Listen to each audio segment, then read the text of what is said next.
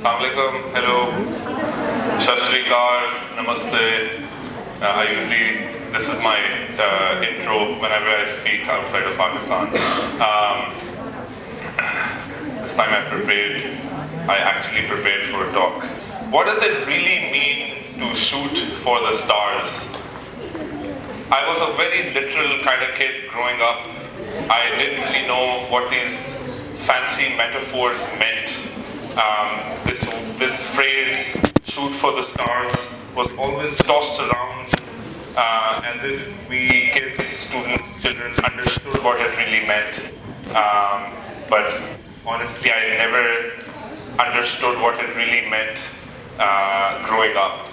In school, I was the naughty kid, and whenever I was the naughty kid, I was always in trouble. Whenever I got scolded by a teacher and the teacher would say, you know, Moin, you need to straighten up and you need to pull up your socks, I would actually pull up my socks. I just never understood these metaphors, and somehow the teachers thought we understood at the time.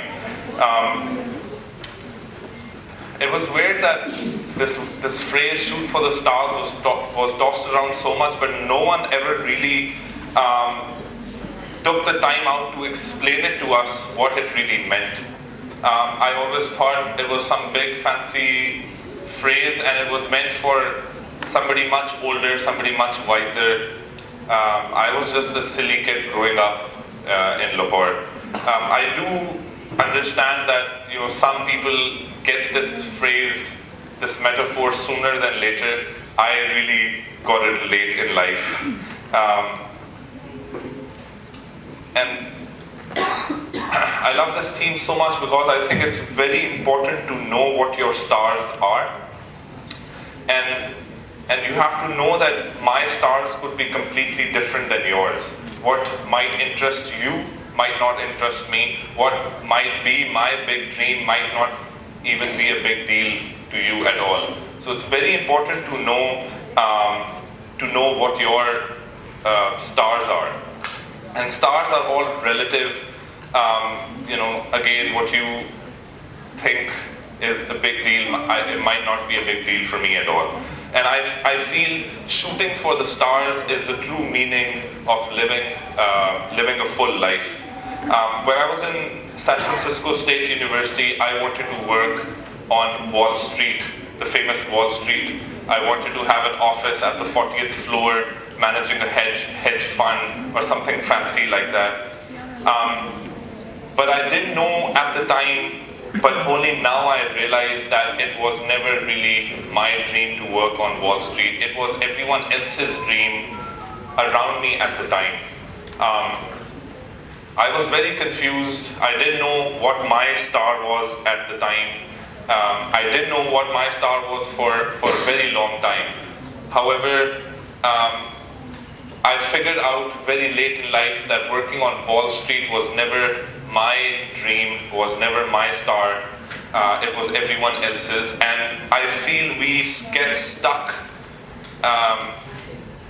We get stuck and we get confused in everyone else's stars and everyone else's dreams, and we forget about our own.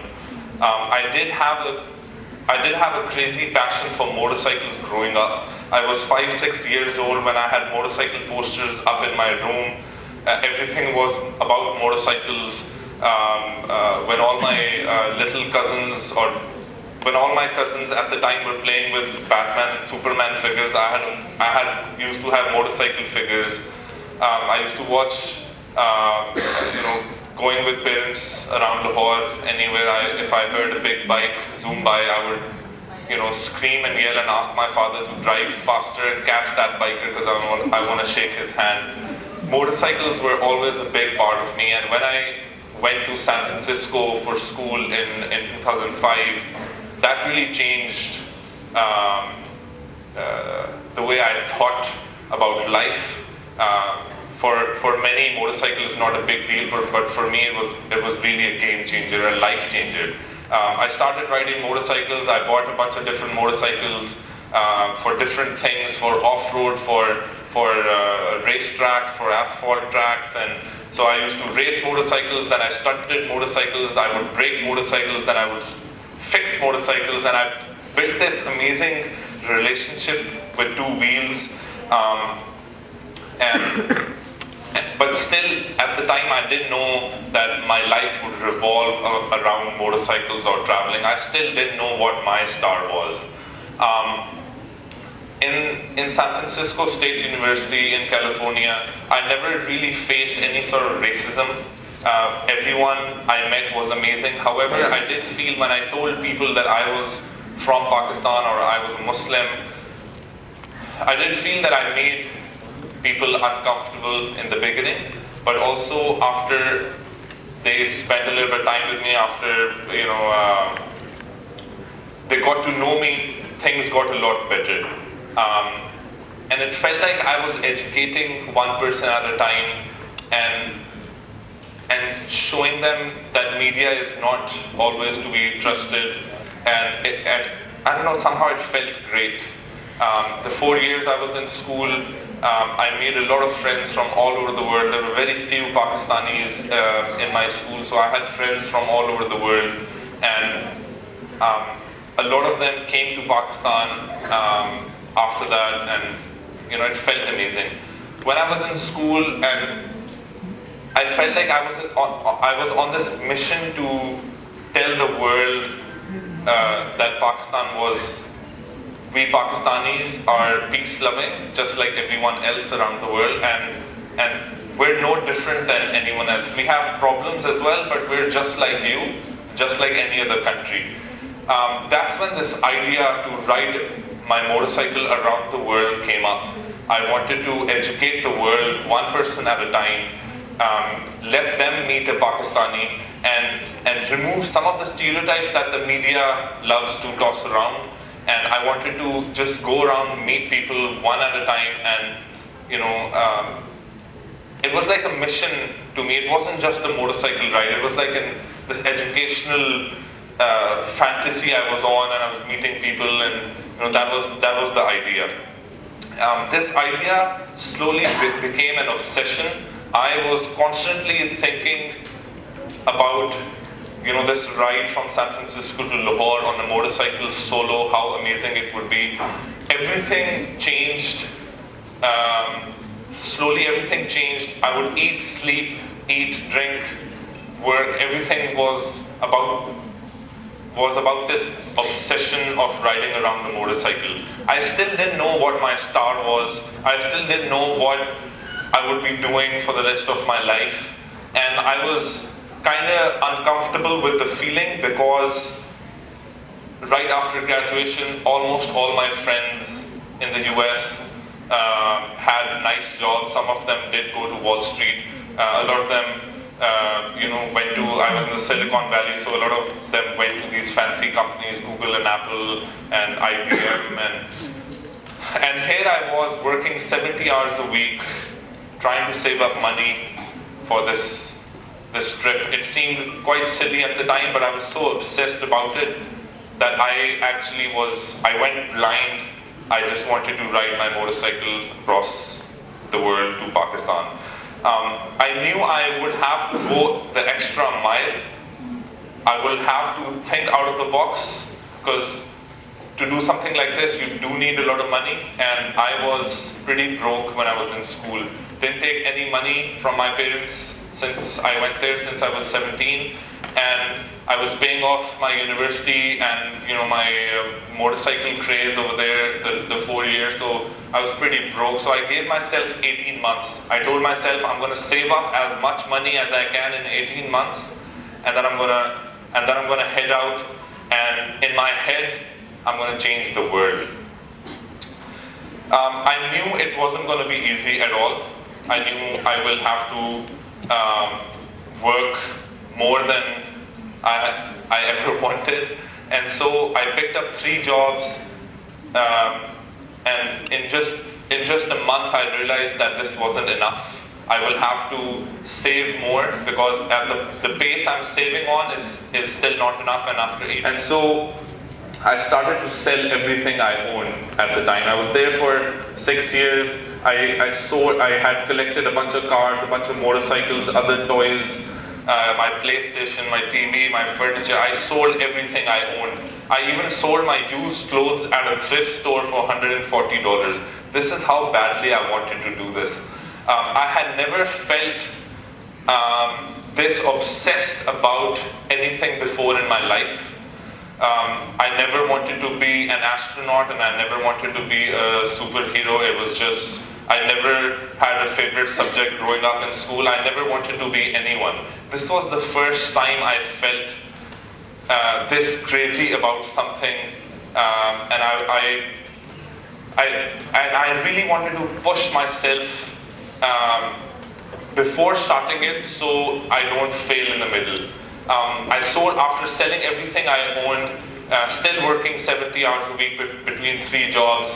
After 2 months, I realized I'm still not saving enough money. So I have to, you know, do something else, come up with a plan to save more money. And so I let go of my apartment. I moved in. I bumped around between different friends' houses and different relatives' houses. I slept in a garage a few days at a friend's place, then I would go to another friend's place, sleep on his couch for a few days. I started saving all that rent money and all the bills of an apartment.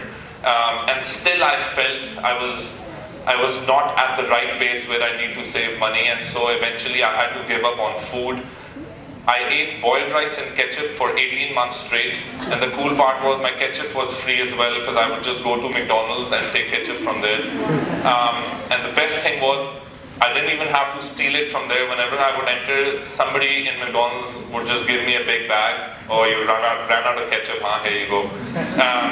They all knew at McDonald's, they were my friends, because I used to steal so much ketchup from there. They all knew why I was getting so much ketchup. Boiled rice and ketchup for 18 months straight. This is how badly I wanted to do that ride. Wow. I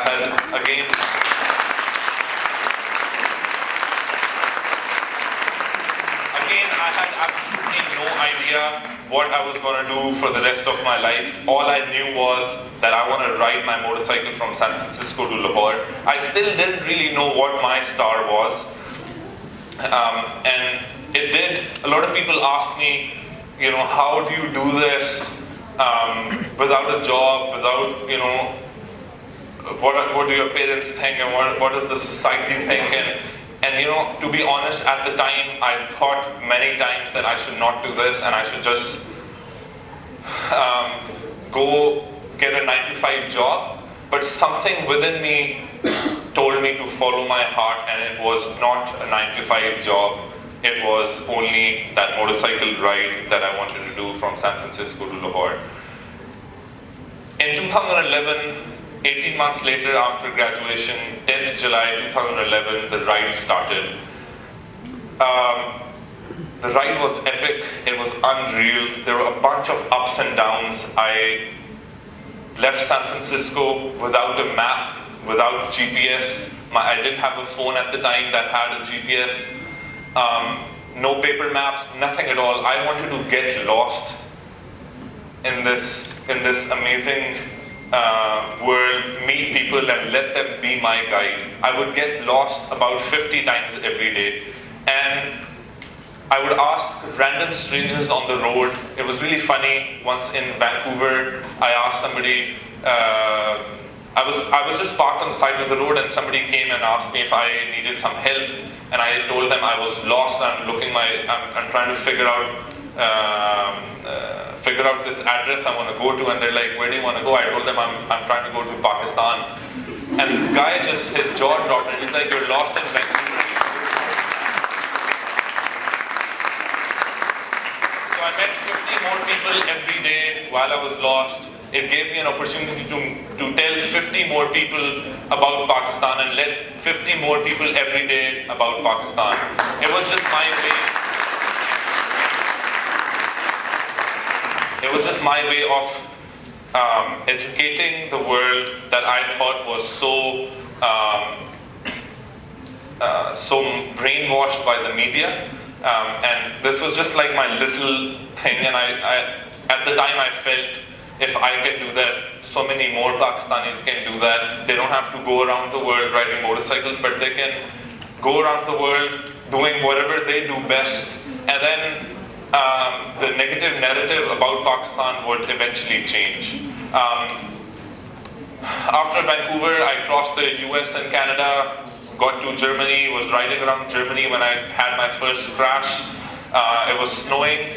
It wasn't snowing, it was hailstorm, crazy hailstorm. I slid on the Autobahn. I hit the metal guardrail. I was stuck between the metal guardrail and my bike. I was sandwiched between the metal guardrail and my heavy bike, which was actually quite heavy with all the luggage and stuff. I was off the bike for 5 days. Thankfully nothing broke, but I was off the bike, couldn't get on the bike for the next 5 days. And then I started the journey again 2-3 months later. I crashed in Romania at 200 kilometers an hour. I went head on in a car. The impact was about 200 kilometers an hour. I broke my shoulder, broke my 3 ribs in my back, both my wrists cracked, and I broke a finger as well. It was, I'm not going to say it was all fun and games, it was difficult, but never once during all the ups and downs I thought that I should quit this and I should do something else. And a lot of people think I'm the crazy one, but really my father who's sitting here, he's the crazy one, because after the crash I called him.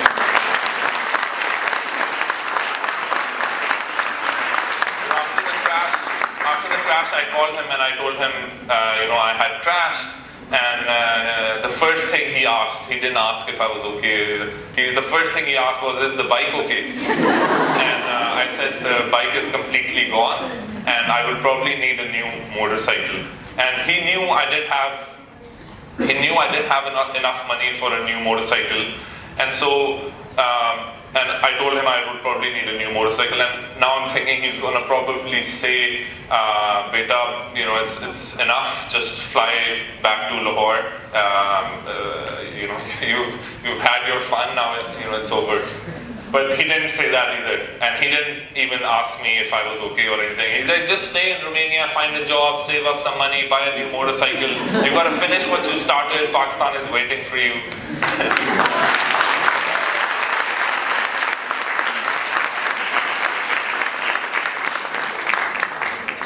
After Romania, I crossed through Bulgaria, Greece, Turkey, Iran. I crossed about 22 countries.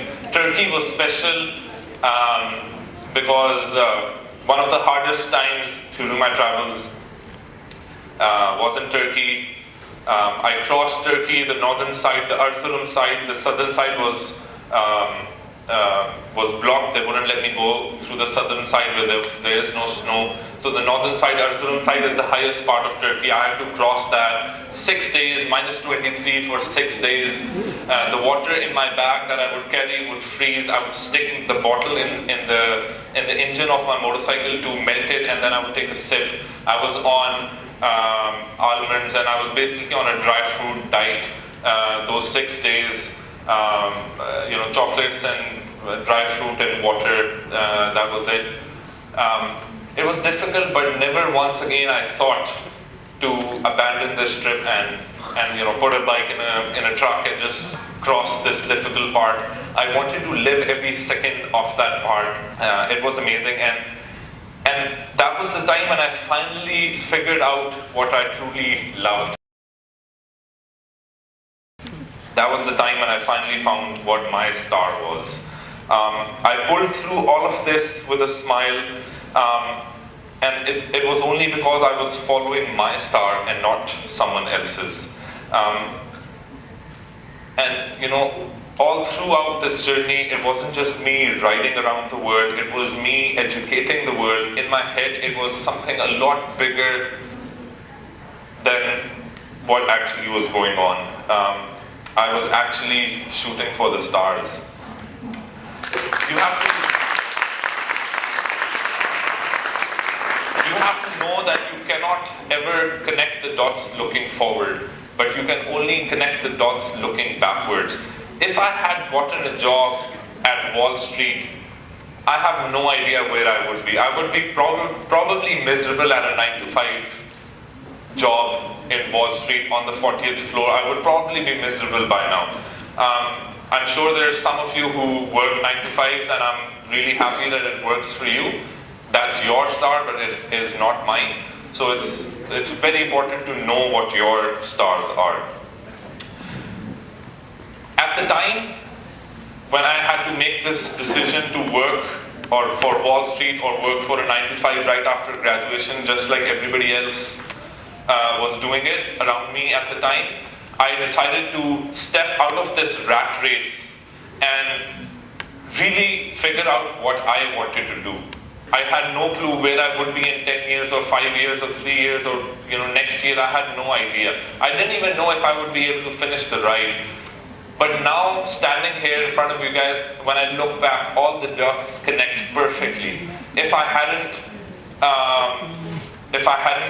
stepped out of that rat race, if I hadn't ate all that rice and ketchup, if I hadn't worked for 18 months without a single holiday, I was working Saturdays and Sundays as well. If I hadn't done all of that, I wouldn't be where I am right now, and I am at a very happy place.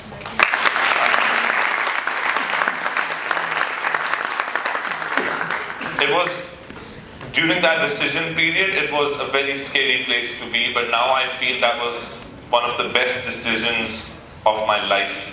At the time, I couldn't predict the future, but now looking back, everything connects perfectly. So always remember, you can never connect the dots looking forward, you can only connect the dots looking backwards.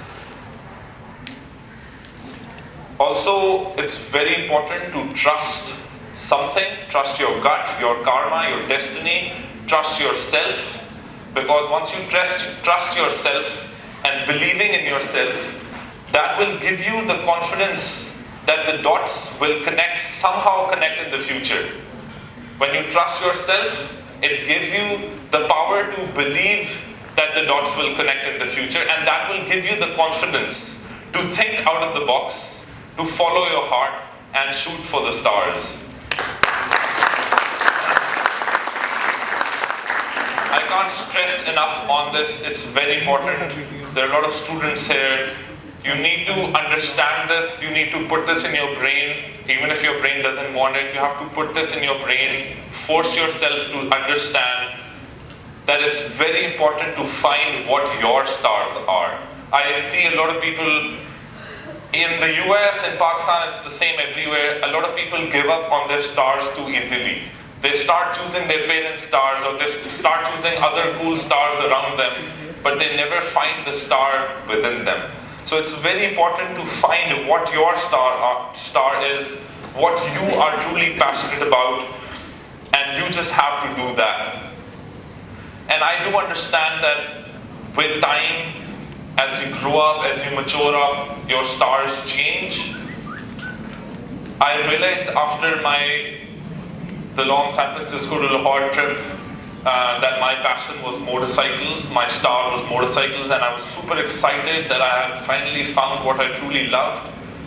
However, a couple years later, I think it was 2013, that ride was 2011, 2 years later, I wanted to go explore another country where I didn't know anyone, where I didn't know the language, where I didn't know anyone who had ever been to a country, to this one country, and I just wanted to explore a country where I was completely alone. Didn't know about the culture, didn't know anything, and that country happened to be Vietnam. So I got to Vietnam, I was riding my motorcycle up in the jungles of Vietnam. It was amazing, the country is amazing. If you ever get a chance to go there, go to Vietnam, their coffee is amazing.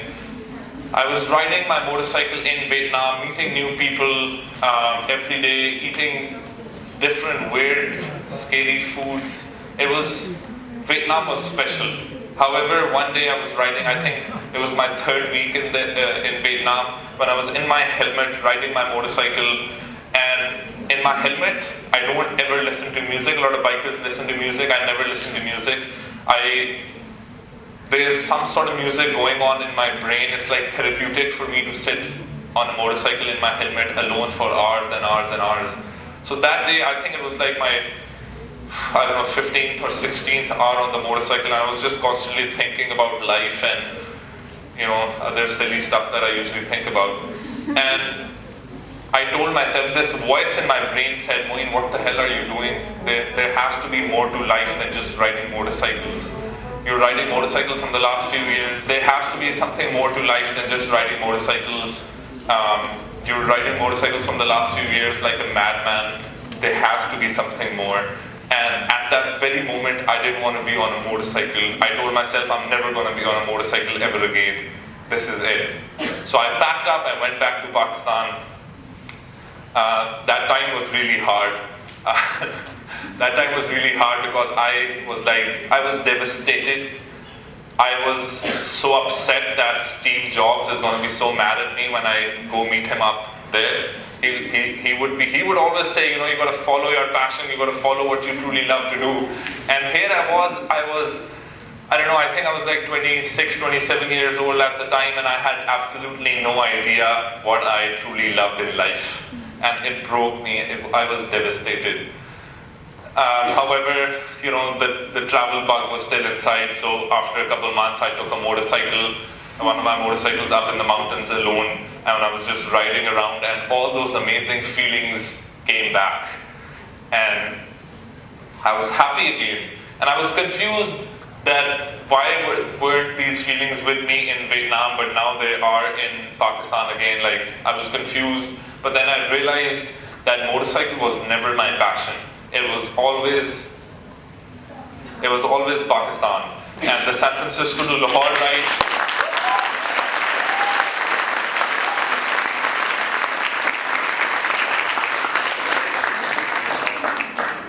the San Francisco to Lahore ride was all about Pakistan.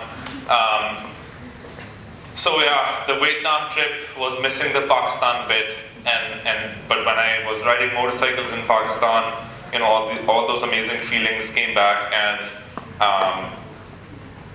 finally I found out that Pakistan was my passion and motorcycle was never my passion.